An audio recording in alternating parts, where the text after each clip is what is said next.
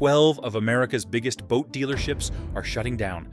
And it's worse than anyone expected, coast to coast. The lights are going out in once crowded showrooms. Dealers are drowning in debt, slashing prices just to survive, and still can't keep up with the losses. What looks like a super sale is really a liquidation. This isn't just about boats. It's about a market collapse that could hit your wallet next. Here's who's closing, what it means for you, and America's economy.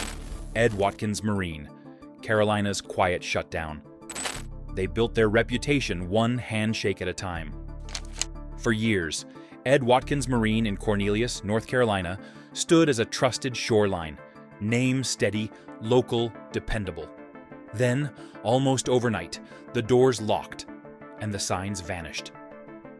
According to county filings confirmed by Cornelius Today, the business officially ceased operations in early 2024. Behind that closure was a number few noticed at first: interest rates climbing past 8% on every floor plan loan. Each pontoon boat sitting unsold cost roughly $780 per month just to finance. Multiply that by nearly 160 units, and the math turns into more than $124,000 a month in dead weight. Dealers call it floor plan pressure. What it really means is this: the bank owns more of the boats than the business does. When sales slow, the interest keeps burning. By the end, Regal runabouts once listed at $92,500 dropped below $70,000, yet buyers still stayed away. Employees described calling loyal customers only to hear the same answer: "We're waiting for the next drop." Now the once busy lot sits silent, sunlight bouncing off aluminum rails where families once shopped. A proud dealership gone, leaving behind one clear reminder: profit disappears faster than trust when credit costs double.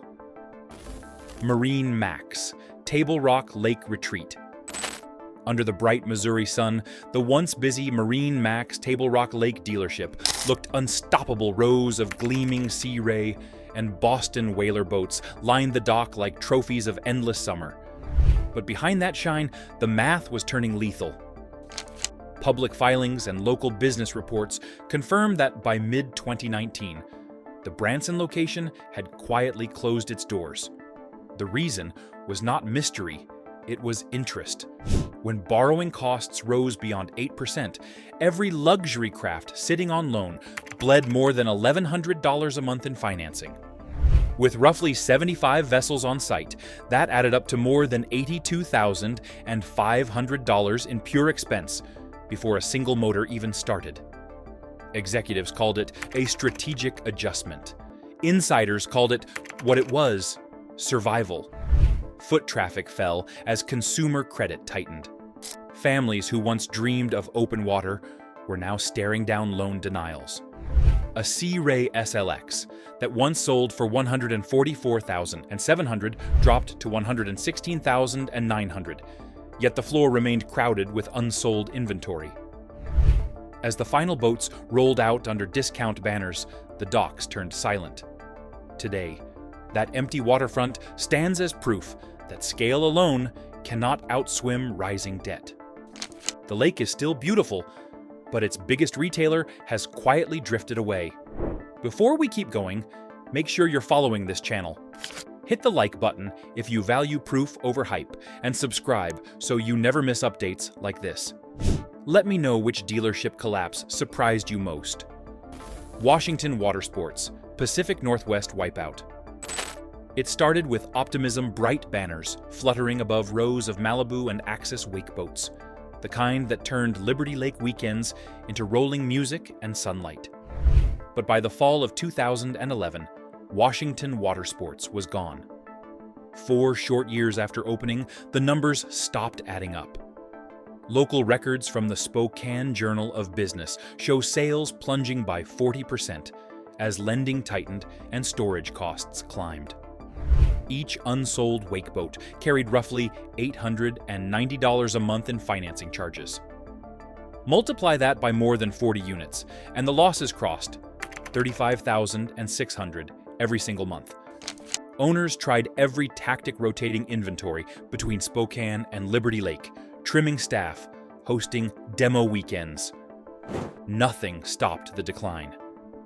By the final quarter, a Malibu wakesetter that once demanded $82,300 sold for $64,900. What looked like a discount was really a fire alarm. When the doors finally closed, it felt like a wave retreating silent, unstoppable, leaving only faint marks on the pavement where trailers once sat. The lesson did not vanish with the store. Even passion cannot outlast the math of rising interest and falling demand. And as history repeats, the same undertow is now pulling at dealers far beyond the Northwest. Tommy's Boats, bankruptcy on open water. The story of Tommy's Boats reads like a rise too steep to hold. Founded with energy and ambition, it expanded across Michigan, Colorado, and Florida. 16 locations built on borrowed optimism. By early 2024, the illusion cracked. Bankruptcy filings in federal court confirmed what employees already knew. The numbers had gone underwater. At the height of the boom, each Malibu and Axis wake boat sat on floor plan loans averaging $130,000 per unit. With interest rates climbing beyond 8%, that meant more than $860 a month in pure financing costs per craft. Multiply that by roughly 1,100 boats, and you are looking at nearly $946,000 burned every 30 days before a single sale cleared the books. Dealers described it as paying to stay open. Inventory that once symbolized growth became an anchor, dragging the balance sheet down. Clearance events cut prices on premium wake models from $144,700 to just $109,000, but it was already too late. Banks demanded repayment, suppliers halted shipments. By spring, showrooms that once echoed with music and engine demos turned to silence. Tommy's had sailed too far on credit wind, and when that wind stopped, the horizon closed in fast. Mountaintop Marine, Carolina dream ends. In Lexington County, South Carolina, Mountaintop Marine once looked untouchable, its showroom glowing above the interstate like a beacon for boaters chasing weekend calm. But the calm broke in 2025. What ended this local success story was not mismanagement or demand collapse. It was geography.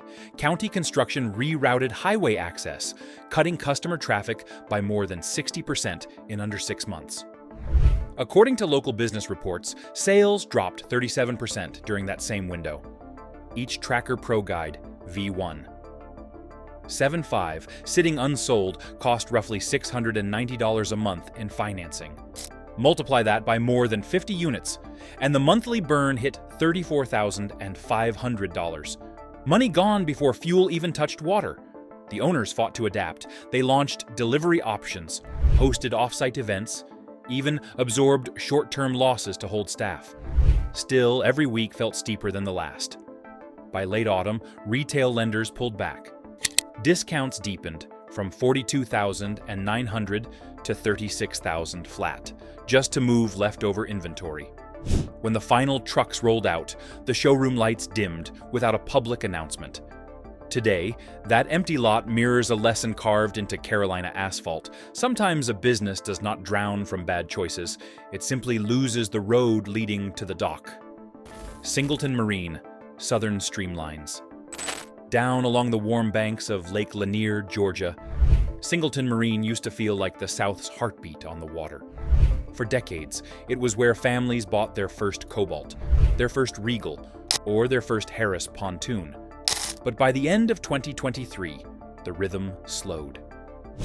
Internal company notices confirmed that Singleton Marine had begun consolidating several showrooms across Georgia, Alabama, and Tennessee. Rising carrying costs and fading luxury demand forced the decision. At 8% interest, each unsold Cobalt R7 carried more than $1,050 per month in financing expense. Multiply that by nearly 70 units, and the business was losing more than $73,500 every month. Before selling a single vessel, staff say the sales floor felt different. Phone calls quieter, customers cautious. Boats once priced at $127,900 dropped below $110,000, yet even loyal buyers waited. Expecting another markdown, the problem wasn't enthusiasm, it was affordability.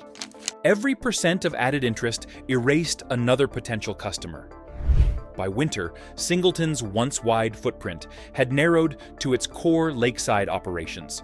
What remains is leaner, more careful, and quietly uncertain. A southern name learning that size means nothing when confidence slips below the surface. Great Lakes Boating, Michigan's vanishing dock. On the edge of Muskegon's harbor, Great Lakes Boating once glimmered like a postcard rows of Yamaha, Regal, and Chaparral models stretching across the lot, polished and patient for summer buyers. Then the numbers changed. By mid-2023, company filings showed consolidation down to a single surviving location. Interest rates had doubled, leaping from 4% to 8% in less than 2 seasons. Each unsold Regal LS6 carried roughly $1,110 in monthly financing charges. With more than 60 boats sitting idle, that meant over $66,600 burned every month before counting payroll or storage. The local marina community felt the shift immediately. Employees described shorter hours, quieter phones, and fewer weekend visitors. Boats that once carried price tags of $139,000 and even higher now listed closer to $122,000. Yet the crowd stayed home, waiting for clarity or another cut. Fuel prices rose, insurance premiums followed, and the rhythm of lake life changed with them. Today, only a fraction of the old inventory remains. The docks still glisten, but the buzz is gone. What used to symbolize Michigan's easy freedom has become a reminder that even waterborne dreams cannot outrun rising debt and slowing demand. Legendary Marine, Gulf Coast contraction. Across Florida's panhandle, the name Legendary Marine once stood for confidence. From Destin to Panama City, its showrooms shimmered under Gulf sunlight. Cobalt, Grady White, and Nautique models lined in perfect formation. But by late 2023, that brightness dimmed. Internal reports confirmed satellite closures and deep inventory reductions. The issue was not a lack of customers. It was cost. Hurricane seasons had tripled insurance premiums, pushing some policies beyond $2,800 per unit per year. Each unsold boat also carried about $1,020 monthly in loan interest. With more than 75 vessels on the books, the math reached well above $76,500 bleeding away each month. Managers called it market correction. Staff used a harsher word, survival. High-end buyers paused, middle-range customers vanished, and financing approvals shrank with every Federal Reserve announcement.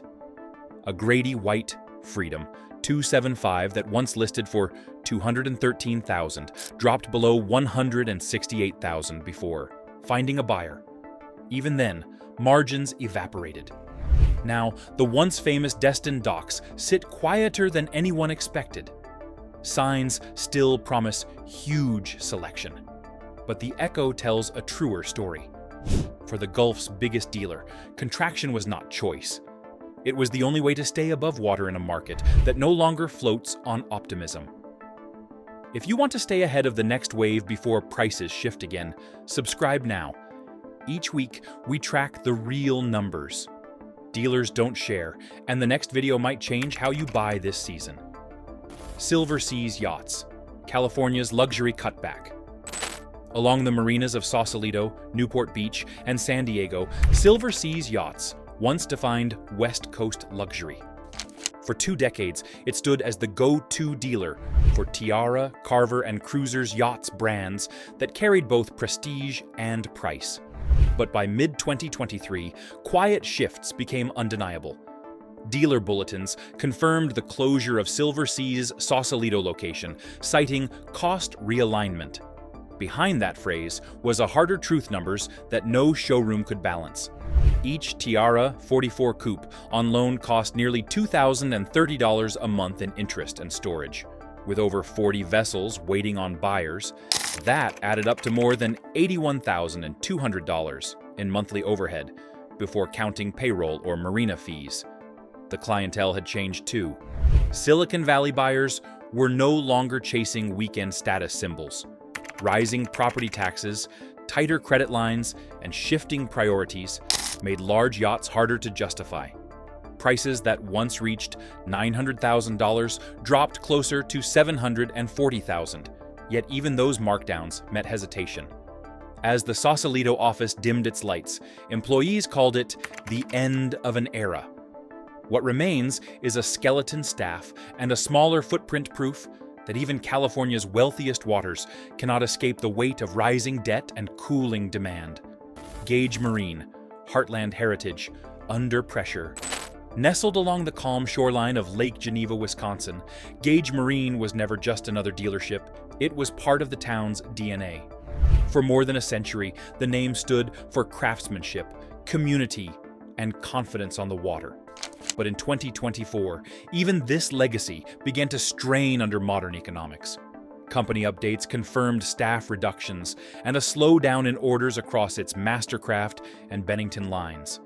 The reason was simple and brutal financing. Interest on inventory loans that once hovered near 4% had climbed to nearly 8%. Each Mastercraft XT22 sitting idle cost roughly $970 per month in interest alone. With close to 50 units in storage, that translated into more than $48,500 in monthly pressure before a single customer walked through the door. Sales teams noticed the shift. Families who once bought new were turning to used listings, and lenders were demanding higher down payments. A boat that listed for $134,900 now sat marked down to $115,000, yet foot traffic stayed thin. For a dealer built on tradition, the strain feels personal. The docks still shimmer at sunset, but behind that golden light, Gage Marine faces the quiet truth. Heritage cannot shield anyone from the weight of modern debt. South Shore Marine, Ohio's changing tides. In the quiet harbors of Huron, Ohio, South Shore Marine built its name on trust. For years, it was where neighbors traded handshakes, not signatures, and where new chaparral and pursuit boats gleamed beneath steady Midwestern skies. But by late 2022, the current shifted. Corporate acquisition papers confirmed that South Shore Marine had been absorbed by One Water Marine Incorporated, a national network of dealerships. On paper, the move promised stability.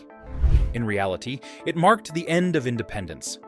Before the sale, South Shore carried roughly 60 boats at any given time, financed through regional banks at around 5% interest. After consolidation, those rates rose with national refinancing, climbing closer to 7.5%. That meant each Pursuit S285 on loan priced near $217,500 was costing about $1,300 per month in interest alone. Multiply that by the full inventory, and you reach nearly $78,000 bleeding out before a single sale cleared the ledger. Locals say the difference was instant. Negotiations became standardized, pricing rigid, and fees unavoidable. Longtime customers who once felt known now felt processed. The docks remain open, the sign still polished, but the spirit has changed. What was once a handshake business now feels like paperwork proof that even trust has a price when ownership changes hands. Marine Max corporate contraction. The giant's growing pains. Across the American coastline, few names carried more weight than Marine Max Incorporated. With more than 190 stores at its peak, the company represented dominance, an empire stretching from Florida's marinas to the Great Lakes. But growth has a cost, and by 2024, that cost came due. Securities filings revealed multiple showroom closures as overhead, insurance, and debt converged. Interest rates hovering near 8% meant every Sea Ray Sundancer or Boston whaler. 280 Vantage, sitting on the books, drained between $1,200 and $1,400 per month in financing alone. Multiply that by thousands of vessels nationwide, and the debt pressure easily crested into millions. Executives labeled the retrenchment strategic simplification, a calm phrase masking layoffs, closed lots, and thinning margins. Demand for luxury boats fell more than 20% year over year, forcing price cuts from $340,000 to under $280,000 just to move inventory. Inside meetings, managers admitted the truth. We built faster than the market could float us. Now, America's largest marine retailer faces the same math smaller dealers already know. Scale offers no safety when rising interest swells faster than sales, leaving empty docks and silent showrooms behind. The signs are everywhere, lots empty, prices falling, promises fading.